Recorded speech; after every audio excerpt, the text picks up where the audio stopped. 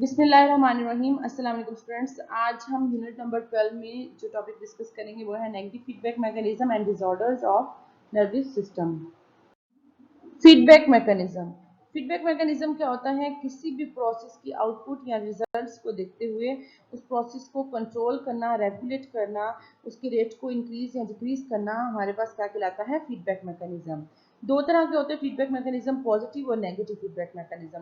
Positive feedback mechanism क्या होता है कि अगर तो उस प्रोसेस किसी प्रोसेस के रिजल्ट्स या उसके आउटपुट को देखते हुए उस प्रोसेस के रेट को इंक्रीज कर दिया जाए तो वो पॉजिटिव फीडबैक मैकेनिज्म कैटेगरी में आता है। लेकिन नेगेटिव फीडबैक मैकेनिज्म क्या होता है? अपोजिट होता है इसके, कि अगर प्रोसेस की आउटपुट या रिजल्ट्स को देखते हुए उस प्रोसेस के रेट को इनहिबिट या डिक्रीज कर दिया जाए तो उसको हम नेगेटिव फीडबैक मैकेनिज्म बोलेंगे।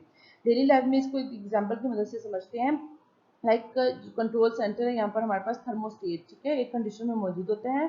थर्मोस्टेट का टेम्परेचर जो है वो सेट पॉइंट मतलब उसका सेट कर दिया जाता है, लाइक 26 डिग्री सेंटीग्रेड सेट कर दिया जाता है रूम का टेम्परेचर थर्मोस्टेट में। तो जब क्या होता है, टेम्परेचर राइज करता है रूम का, तो फौरन क्या होता है, ये थर्मोस्टेट जो होता है वो डिटेक्ट कर लेता है राइजिंग टेम्परेचर। तो क्या करता है कि जो एयर कंडीशन होता है उसको टर्न ऑन कर देता है, ठीक है। तो लिहाजा जो रूम का टेम्परेचर होता है वो फॉल कर जाता है, ठीक है, नॉर्मल लेवल तक आ जाता है जितना कि सेट पॉइंट यहाँ पर हमने सेट किया हुआ है थर्मोस्टेट में, ठीक है।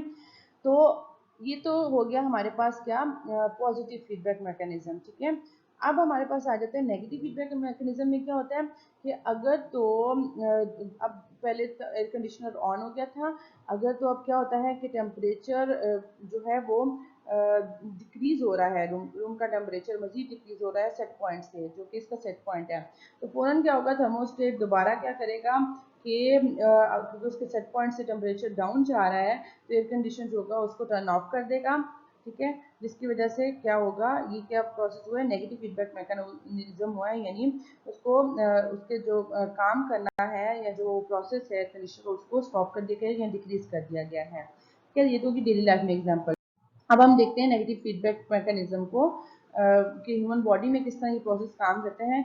लाइक आपको ये जब फूड खाते हैं तो वो स्टिमुलस है कि ब्लड ग्लूकोज, जब आप फूड लेते हैं तो ग्लूकोज लेवल जो है ब्लड में उसकी वो इंक्रीज होता है, क्योंकि स्टिमुलस जो है ये वाला ब्लड जब पास होता है पेंक्रियाज से तो पेंक्रियाज को डिटेक्ट करता है। हाई ब्लड ग्लूकोज लेवल जो है डिटेक्ट होता है by insulin secreting cells of pancreas, जिसके बारे में हमने ऑलरेडी पढ़ा है, ठीक है, कि बीटा सेल्स जो है डिटेक्ट कर लेते हैं राइजिंग ग्लूकोज लेवल। तो फौरन क्या होता है, इंसुलिन जो है वो सिक्रीट होता है, पेंक्रियाज सिक्रीट हार्मोन इंसुलिन। तो इंसुलिन हमने पढ़ा था क्या करता है कि कन्वर्ट कर देता है एक्स्ट्रा ग्लूकोज को in the form of glycogen और स्टोर करता है उसको। सो पेंक्रियाज इंसुलिन सिक्रीट करेगा, causing liver cells to take up the glucose and store it as a glycogen। तो ग्लाइकोजन की फॉर्म में स्टोर हो जाएगा, ठीक है। और इसके अलावा most body cells also take up more glucose, ठीक है।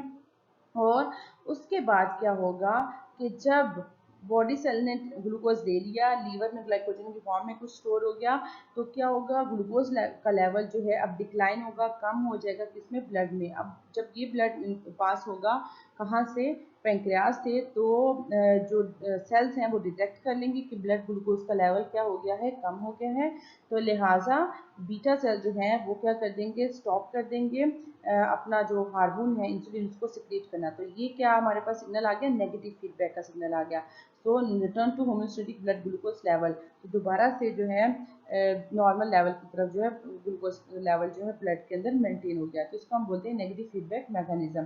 नेगेटिव फीडबैक मैकेनिज्म जो है बॉडी में बहुत जरूरत है, क्योंकि हम हर वक्त जो है कोई भी, हमने एंडोक्राइन ग्लैंड्स के बारे में पढ़ा है, तो सारे हार्मोन जो है हर वक्त रिलीज नहीं हो रहे होते हैं। जब उनकी जरूरत होती है, जितनी क्वांटिटी में जरूरत होती है उसके अकॉर्डिंग जो है एक प्रॉपर मैकेनिज्म के थ्रू वो सिक्रीट होते हैं, और जब फंक्शन उनका और ऑप्टिमम जो है लेवल मेंटेन हो जाता है, उनका फंक्शन परफॉर्म हो जाता है, तो उनकी सिक्रेशन को स्टॉप या डिक्रीज कर दिया जाता है, ठीक है।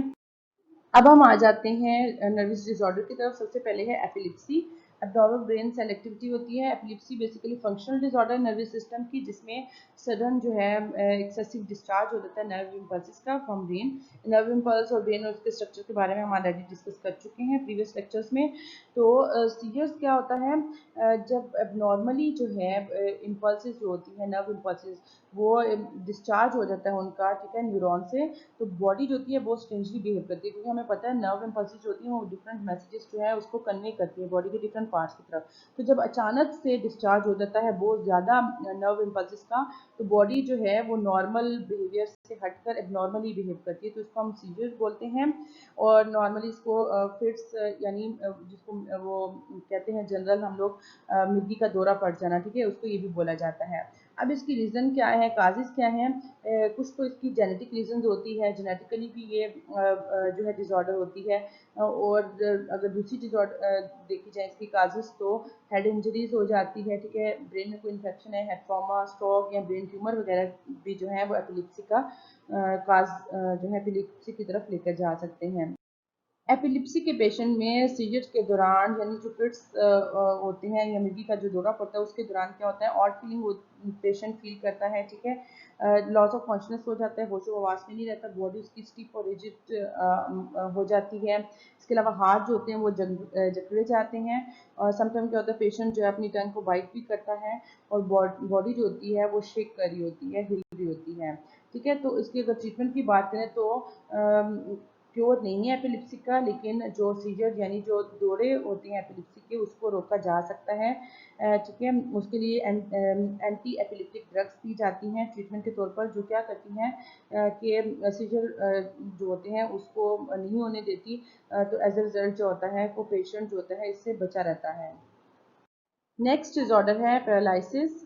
पैरालिसिस को फॉलिज भी बोला जाता है। काजेस क्या हैं कि समटाइम क्या होता है, ब्लड क्लॉट जो होता है वो स्टक हो जाते हैं ब्रेन की ब्लड वेसल्स में, एज ए रिजल्ट जो होता है ब्लड वेसल्स रप्चर हो जाती हैं ब्रेन में बीपी हाई होने की वजह से, और ब्रेन का वो पार्ट जहाँ पर ये रप्चरिंग होती है वो इफेक्ट वो जो है डैमेज हो जाता है उसको। तो हमने प्रीवियस लेक्चर्स में पढ़ा है कि ब्रेन का हर पार्ट जो होता है उसका एक स्पेसिफिक फंक्शन होता है, बॉडी के डिफरेंट पार्ट्स को कंट्रोल कर रहा होता है। यहाँ से जो है वो ऑर्डर जा रहे होते हैं, मैसेजेस जा रहे होते हैं, और ब्रेन के डिफरेंट बॉडी के डिफरेंट पार्ट कंट्रोल हो रहे होते हैं।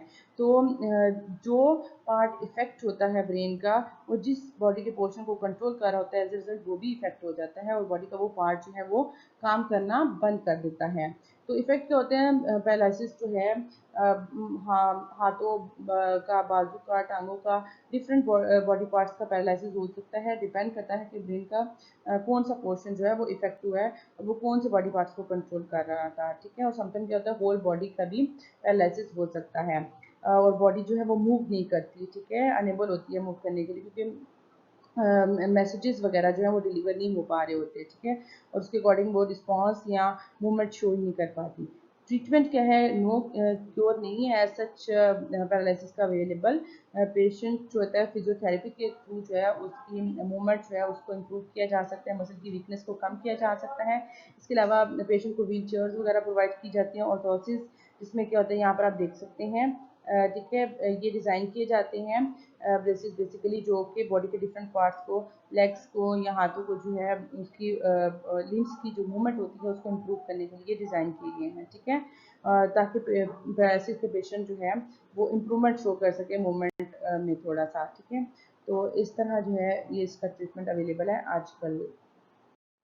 सो फ्रेंड्स, ये तो था आज का लेक्चर, जिसमें ब्रीफली हमने फीडबैक मैकेनिज्म और नर्वस डिसऑर्डर के बारे में पढ़ा। होपफुली आपको समझ आ गया होगा। Thank you.